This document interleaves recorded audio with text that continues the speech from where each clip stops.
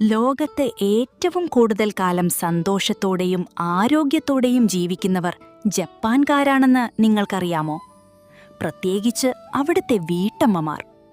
തിരക്കുകൾക്കിടയിലും അവരെങ്ങനെയാണ് ഇത്ര ശാന്തരായിരിക്കുന്നത്? അവർ പിന്തുടരുന്ന രഹസ്യങ്ങൾ നമ്മുടെ ജീവിതത്തിലും പകർത്തിയാലോ? ഇന്ന് നമുക്ക് ജപ്പാനിലെ ആ ചില അത്ഭുത വിദ്യകളെക്കുറിച്ച് സംസാരിക്കാം. നമ്മൾ വീട്ടമ്മമാർ എപ്പോഴും പരാതി പറയുന്നത് സമയമില്ല എന്നതിനെക്കുറിച്ചാണ്. എന്നാൽ ജപ്പാൻകാരുടെ ചില ജീവിതശൈലികൾ, ജാപ്പനീസ് വിസ്ഡം പഠിച്ചാൽ നമ്മുടെ വീടും മനസ്സും ഒരുപോലെ ഹാപ്പിയാക്കാൻ നമുക്ക് സാധിക്കും. ആ 5 പ്രധാന കാര്യങ്ങൾ എന്തൊക്കെയാണെന്ന് നോക്കാം. ജപ്പാൻകാരുടെ ഒന്നാമത്തെ രഹസ്യം ഇക്കിഗായാണ്. ഇതിനർത്ഥം ജീവിക്കാനുള്ള കാരണം എന്നാണ്. വെറുതെ രാവിലെ എഴുന്നേറ്റ് പണികൾ തീർക്കുക എന്നതിലുപരി നിങ്ങൾക്ക് സന്തോഷം നൽകുന്ന ഒരു കാര്യം ദിവസവും ചെയ്യുക. അത് ചിലപ്പോൾ വീട് വൃത്തിയാക്കുന്നതിലെ ഒരു പ്രത്യേക രീതിയാകാം, അല്ലെങ്കിൽ കുട്ടികൾക്ക് കഥ പറഞ്ഞു കൊടുക്കുന്നതാകാം. നിങ്ങൾക്കിഷ്ടമുള്ളതും എന്നാൽ മറ്റുള്ളവർക്ക് ഉപകാരപ്പെടുന്നതുമായ ഒരു കുഞ്ഞു കാര്യം ദിവസവും ചെയ്യുമ്പോൾ ജീവിതത്തിനൊരു ലക്ഷ്യബോധം വരും. രണ്ടാമത്തെ കാര്യം വാബി സാബിയാണ്. നമ്മൾ പലപ്പോഴും വീട് പെർഫെക്റ്റ് ആയിരിക്കണം, മക്കൾ പെർഫെക്റ്റ് ആയിരിക്കണം എന്ന് നിർബന്ധം പിടിക്കാറുണ്ട്.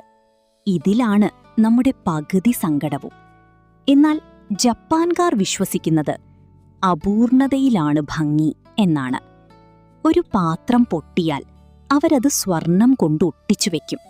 അതുപോലെ നമ്മുടെ ജീവിതത്തിലെ ചെറിയ കുറവുകളെയും വീഴ്ചകളെയും സങ്കടത്തോടെ കാണാതെ അത് ജീവിതത്തിന്റെ ഭാഗമാണെന്ന് അംഗീകരിക്കുക. എല്ലാം തികഞ്ഞവരാകാൻ ശ്രമിക്കാതെ സന്തോഷമുള്ളവരാകാൻ ശ്രമിക്കൂ. നമ്മൾ ഒരു വലിയ മാറ്റം ജീവിതത്തിൽ കൊണ്ടുവരാൻ ആഗ്രഹിച്ചാൽ പലപ്പോഴും പരാജയപ്പെടാറുണ്ട്. ഇവിടെയാണ് കൈസൻ എന്ന രീതി പ്രസക്തമാകുന്നത്. അതായത് ഒറ്റയടിക്ക് മാറ്റങ്ങൾ വരുത്താതെ ദിവസവും 1% മാത്രം മെച്ചപ്പെടാൻ ശ്രമിക്കുക. ഉദാഹരണത്തിന്, വീട് മുഴുവൻ ഒരു ദിവസം കൊണ്ട് വൃത്തിയാക്കാൻ നോക്കിയാൽ നമ്മൾ തളർന്നു പോകും. പകരം ദിവസവും ഒരു ഡ്രോവർ മാത്രം വൃത്തിയാക്കുക. ഈ ചെറിയ ശീലം നമുക്ക് വലിയ ആത്മവിശ്വാസം നൽകും. വലിയ ലക്ഷ്യങ്ങളെക്കാൾ ചെറിയ ചുവടുവയ്പ്പുകളെ സ്നേഹിക്കുക. ജപ്പാൻകാർക്ക് വനത്തിലൂടെ വെറുതെ നടക്കുന്നത് ഒരു ചികിത്സ പോലെയാണ്. ഇതിനെ അവർ ഫോറസ്റ്റ് ബാത്തിങ് എന്ന് വിളിക്കുന്നു. നമുക്ക് കാടൊന്നുമില്ലെങ്കിലും നമ്മുടെ വീടിന് ചുറ്റുമുള്ള പച്ചപ്പിലേക്കൊന്ന് നോക്കാം. രാവിലെ കുറച്ച് സമയം ചെടികൾക്കിടയിൽ നിൽക്കുന്നതോ മണ്ണിൽ തൊടുന്നതോ മനസ്സിനെ എത്രമാത്രം ശാന്തമാക്കുമെന്നറിയാമോ? നമ്മുടെ ഗാർഡനിംഗ് ശീലങ്ങൾ വെറും ജോലിയല്ല, അതൊരു മെഡിറ്റേഷൻ കൂടിയാണ്. ഈ പോസിറ്റീവ് എനർജി നമ്മുടെ സ്ട്രെസ് കുറയ്ക്കാൻ സഹായിക്കും. ജപ്പാൻകാരുടെ മറ്റൊരു പ്രധാന ചിന്താഗതിയാണ് മോത്താനായി. ഇതിനർത്ഥം ഒന്നും പാഴാക്കരുത് എന്നാണ്. സാധനങ്ങളോടോ സമയത്തോടോ ഉള്ള ബഹുമാനമാണിത്. നമ്മൾ വീട്ടമ്മമാർ പലപ്പോഴും പഴയ സാധനങ്ങൾ കളയാൻ മടിക്കാറുണ്ട്, എന്നാൽ അത് അടുക്കി വയ്ക്കാറുമില്ല.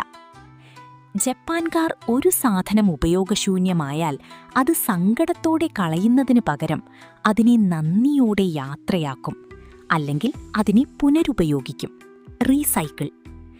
നമ്മുടെ വീട്ടിലെ വേസ്റ്റ് സാധനങ്ങൾ കൊണ്ട് ക്രാഫ്റ്റുകൾ ഉണ്ടാക്കുന്നതോ പഴയ തുണികൾ കൊണ്ട് പുതിയ എന്തെങ്കിലും നിർമ്മിക്കുന്നതോ ഒക്കെ ഈ മോത്താനായി ചിന്താഗതിയുടെ ഭാഗമാണ്.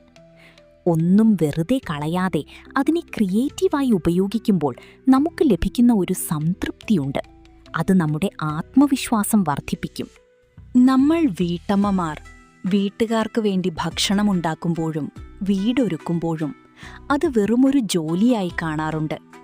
എന്നാൽ ജപ്പാനിലെ ഒമോട്ടേനാഷി എന്ന രീതി പറയുന്നത് പ്രതീക്ഷകളില്ലാതെ സ്നേഹത്തോടെ മറ്റുള്ളവരെ സേവിക്കുക എന്നാണ്.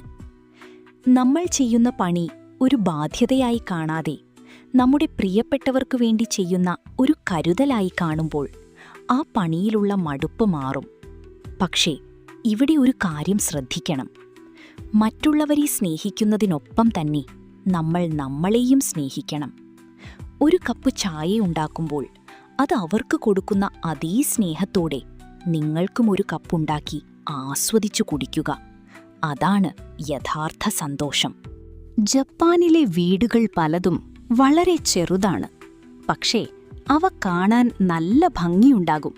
കാരണം അവർ ഉള്ള സ്ഥലം വളരെ മനോഹരമായി ക്രമീകരിക്കും. ഇതിനെ നമുക്ക് മിനിമലിസം എന്ന് വിളിക്കാം. നമ്മുടെ വീട്ടിൽ ഒത്തിരി സാധനങ്ങൾ കുത്തി നിറയ്ക്കാതെ ആവശ്യമുള്ളവ മാത്രം വെച്ച് ബാക്കിയുള്ളവ ഒഴിവാക്കി നോക്കൂ. വീടിനുള്ളിൽ കാറ്റ് കടക്കാനും നടക്കാനും സ്ഥലമുണ്ടാകുമ്പോൾ മനസ്സിനും ഒരു ഉന്മേഷം വരും. വീട് വൃത്തിയാക്കാൻ എടുക്കുന്ന സമയം ലാഭിക്കാനും ഇത് സഹായിക്കും. കുറഞ്ഞ സാധനങ്ങൾ, കുറഞ്ഞ ജോലികൾ, കൂടുതൽ സന്തോഷം. ഇതാണ് ജപ്പാൻകാരുടെ രീതി.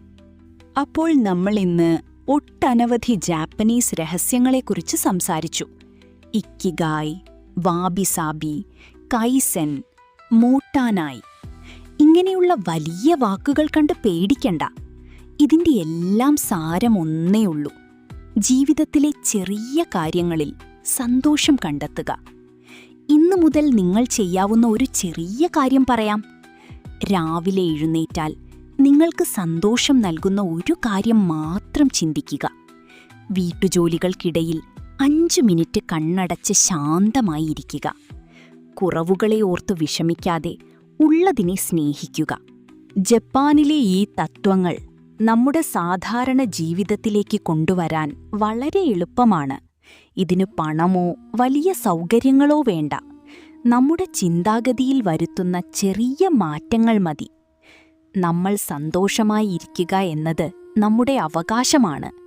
ഈ വീഡിയോയിൽ പറഞ്ഞ ഏതെങ്കിലും ഒരു ജാപ്പനീസ് രീതി നിങ്ങൾക്കിഷ്ടപ്പെട്ടെങ്കിൽ അത് കമന്റിൽ അറിയിക്കുക.